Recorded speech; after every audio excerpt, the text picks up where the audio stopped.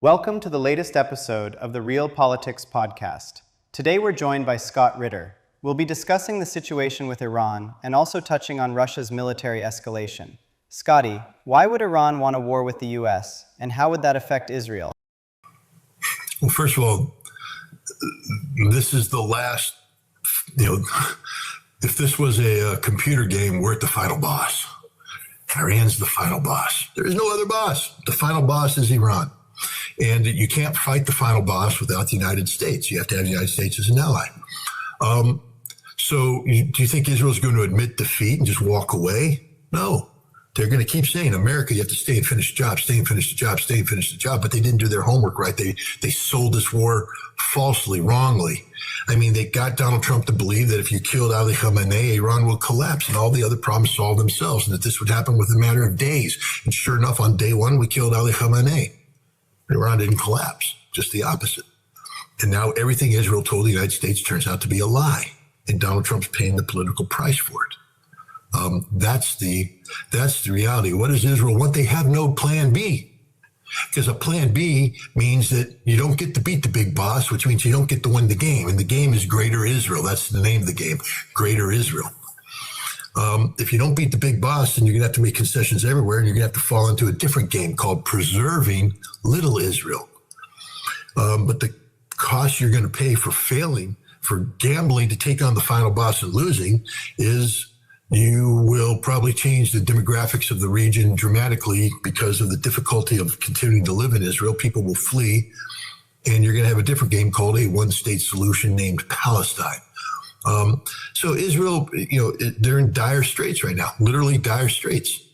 And, fat genocidal maniacs like Ben-Gvir and Smotrich will continue to spout crap and nonsense. And ultimately, they're going to pay the price politically. I mean, I wouldn't want to be an Israeli today. Let me put it that way. This is not going to be a good decade for them. We got them involved in a war that we lost. We promised them security that we couldn't deliver. We created a situation where they are now living under the threat of national extinction because of America. They owe it to us to give us, to buy into a policy that's all about Palestinian genocide and the elimination of any possibility of a Palestinian state, shifting the blame away from Israel onto the Gulf Arab nations. That's what they owe us. Donald Trump is the most, again,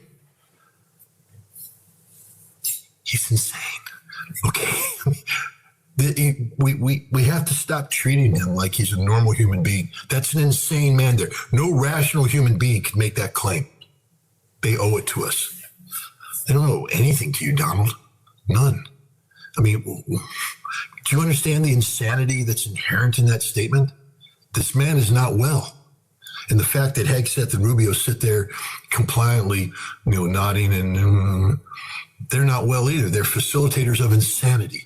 There was a time when people made fun of Joe Biden for, cruelty to the elderly by keeping Joe Biden in play when he's clearly out of it. Well, we have a situation now where we have people who are facilitating the mentally ill. And most people would say that that's abuse. But it is abuse of a nation, abuse of the world by this clinically insane individual who thinks that he's owed something that nobody ever bought into in a major way. I mean, the Saudis have clearly linked the Abrams Accord to Palestinian statehood. And if you're not going to give Palestine statehood, then why do you think the Saudis are going to do something for you? He's a sick man. Donald Trump is a sick man. He's not well. And unfortunately, people aren't executing the 25th Amendment. He continues to function as the chief executive. And therefore, this sick man, when he tweets or posts and when he speaks, we have to listen to him. But try to breathe common sense and rational, analytical structures into what he's saying. You can't do that. You can't do that. Nothing he says makes sense. He lives in a fantasy world.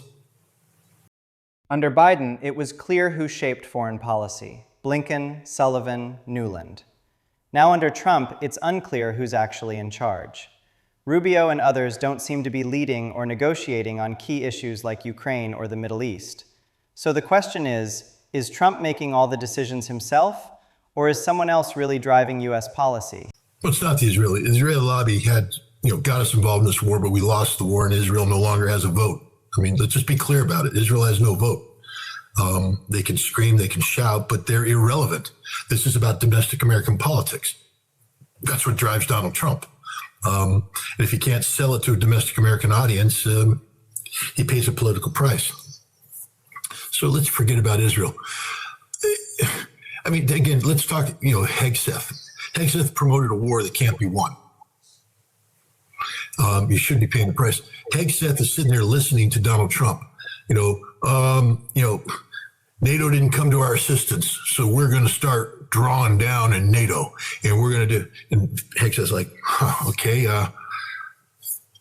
And we also are facing a monetary shortfall. We're out of money. We don't have any money left. We're putting a heavy brigade out of Texas onto ships, sending them off to Poland to do this 9-month rotation. It's going to cost us an arm and a leg. And Trump's unhappy with Europe. We're canceling it. Pete Hegseth. We're canceling the 4,200 troops heading to Poland. We're canceling it. Not going to happen. The heavy brigade isn't going. It's done. And everybody's like, wow, look at the United States actually taking, action based upon statements made by the president. Then the president comes out and goes, nah, we're transferring 5,000 troops to Poland. Now imagine being the Poles going, what the hell is going on here? Imagine being the average American who doesn't know anything about anything, because the average American is going 4,200, 5,000. I mean, it's a write-off, right? No, the Poles know the truth. See, those 4,200 guys, part of that rotational brigade, is part of a negotiated systemic approach to America providing military assistance to a larger NATO deterrence posture in the region. So every 9 months, we rotate in a heavy armored brigade. And we have status of forces agreement built to do just that that are very comprehensive, because we have to bring our ships into Hamburg. We have to offload the material, then get it to Poland. So we've negotiated ways to make this happen. Customs free transfer of power, the whole thing. Then they get in there and we have status forces agreement on where they stay, how they operate. This brigade doesn't stay as a brigade. We send it off to train in the north. We send it down to train in the south. We move it all over Europe. And then 9 months later, it rotates out. Another brigade rotates in. And we keep a heavy brigade there. That was the idea. The 5,000 troops that Trump's talking about is a brigade, a striker brigade, I believe, that's based in Germany. It's a striker brigade. It means it's light armor. It ain't a heavy armor brigade, but it's 5,000 troops. There is no status forces agreement with Poland to do that. You can't just make it interchangeable. We're talking not temporary rotation. We're talking about the permanent relocation, which means now we need the kind of status forces agreement that we have with Germany, negotiated over the long term. What happens to the families that live there? Do we now build base housing? Who's going to pay for the base housing? We're talking about billions of dollars of infrastructure that they put in before we can begin thinking about transferring these 5,000 people. And more importantly, Congress has to approve all this, and Congress hasn't been consulted on this whatsoever. Even Trump loyalists are saying, we never heard about this before, and it ain't going to happen. So what Poland's seeing, the reality from the Polish perspective is, we ain't getting 4,200 troops, and those 5,000 troops ain't never going to show up here, so we're getting nothing. Nothing. That's the reality of Trump policymaking. This is the insanity of the system. It's just crazy stuff. Look at Marco Rubio. He was Secretary of State and National Security Advisor. I mean, supposed to be Henry Kissinger-like. He received a phone call from Lavrov, and Rubio's like, I don't really want Lavrov. Said, you're going to take it. Okay, I'm taking it. Then Lavrov says, this is what's going to happen to Kiev. This message needs to get to the president. Rubio doesn't have to say, well, you can't talk to me that way. You're not allowed to threaten people. Rubio, get it to the president. Because this is the reality. Donald Trump has literally neutered his cabinet, cut their balls right off. Sorry for the language, but that's what neutering is. He's emasculated them. None of these people play the role of traditional cabinet. The only person who tried to, Tulsi Gabbard, had to resign. Now, ostensibly for the health of her husband, and I'm not denigrating that. It's real, but, people have managed with sick relatives to stay in office when they're feeling well. But Trump was unhappy with her because she dared contradict him on some big ticket items like Iran and its nuclear program. And she was disinvited to, participate in broader discussions about Ukraine, about the war in Iran, et cetera. So she resigned. you can't cut off her balls because she doesn't have any, and yet as a woman she has bigger balls than everybody else in the cabinet. She's more of a man than half the men there, because at least she stood up for something and had integrity, and ultimately confronted with the failure of the president to live up to his duties and responsibilities as commander-in-chief. She did the honorable thing and resigned. All of these cabinet members need to resign or invoke the 25th Amendment and get rid of this crazy man, but they're not going to do that. Who's in charge?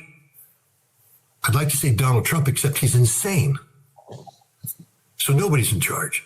Literally nobody's in charge. You can't say Donald Trump because he changes every 6 seconds. That's what happens when you have an insane man, a schizophrenic narcissist, who you can literally get him to make a decision simply by threatening his ego. Do you understand how dangerous this is? How easily manipulated this man is?